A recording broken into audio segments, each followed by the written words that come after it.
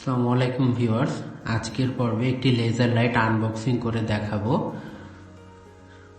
এই হচ্ছে আমার লেজার লাইটের বক্স, যেটার উপরে সুন্দরভাবে লেখা আছে লেজার পয়েন্টার এবং সুন্দর একটি লেজার রশ্মির মতো একটি টান দিয়ে একটি সান টাইপের লোগো অ্যাড করা আছে।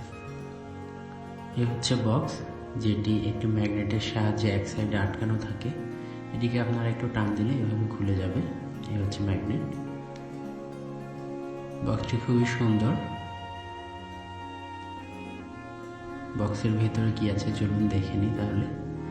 এই হচ্ছে সমস্ত ম্যাটেরিয়ালস, যার সাহায্যে একটি লেজার লাইট সেট আপ করা যাবে। আমার হাতে যেই জিনিসটি দেখছেন সেটি হচ্ছে লেজার লাইটের ফ্রেম। এটার সাহায্যে আপনি মেইন লেজার লাইটটি সেট আপ দিবেন। এখানে একটি ব্যাটারি আছে যেটা ভেতরে দিতে হবে। একটি চার্জার দিয়েছি এর সাথে, যেটি আপনারা চার্জ করতে পারবেন, ব্যাটারিটারি চার্জ দিতে পারবেন। ব্যাটারি আপনারা সাধারণত 2 থেকে 3 ঘন্টা চার্জ দিলেই হবে। এর মাধ্যমে আপনাদের ফুল চার্জ হয়ে যাবে। খুব অতিরিক্ত চার্জ দেওয়ার প্রয়োজন নেই। এখানে একটি চাবি দিয়েছে, যেটার সাহায্যে আপনি চাইলে লেজার লাইটটিকে লক করে রাখতে পারবেন, যেন আপনার লেজার লাইটটির দ্বারা মিসইউজ অন্য কেউ না করতে পারে। আপনিও নিজে সচেতন থাকবেন এটির দ্বারা যেন কেউ ক্ষতিগ্রস্ত না হয়।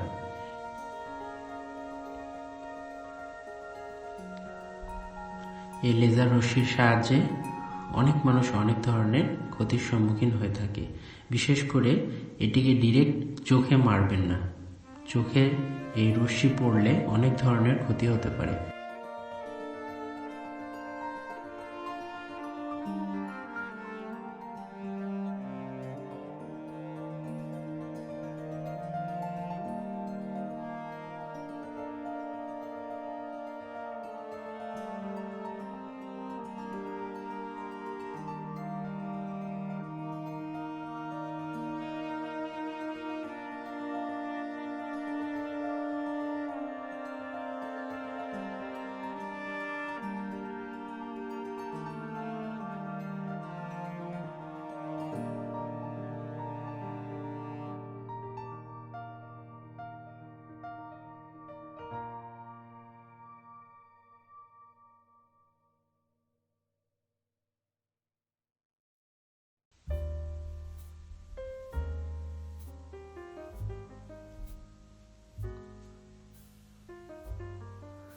আর এটি হচ্ছে সেই লক সিস্টেমের অংশ, যেখানে আপনি চাইলে চাবির সাহায্যে লক করে রাখতে পারবেন। যখন আপনি এটিকে লক করে রাখবেন তখন এই লেজার রশ্মিটি চলবে না। আপনি বাটন যতই প্রেস করেন সেটি অন হবে না, এবং আবার আনলক করে দিলে আবার সেটি কার্যক্রম শুরু করে দেবে।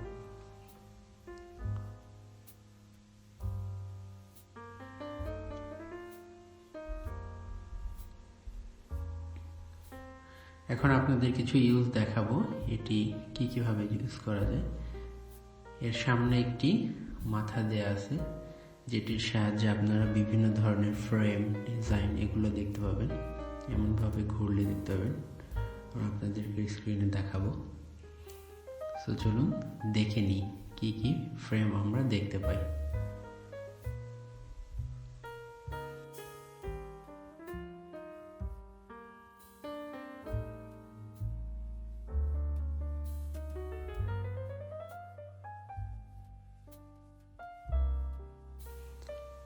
আমাদের ভিডিওটি যদি ভালো লেগে থাকে তাহলে লাইক, কমেন্ট, শেয়ার করে পাশে থাকবেন এবং সাবস্ক্রাইব করতে ভুলবেন না।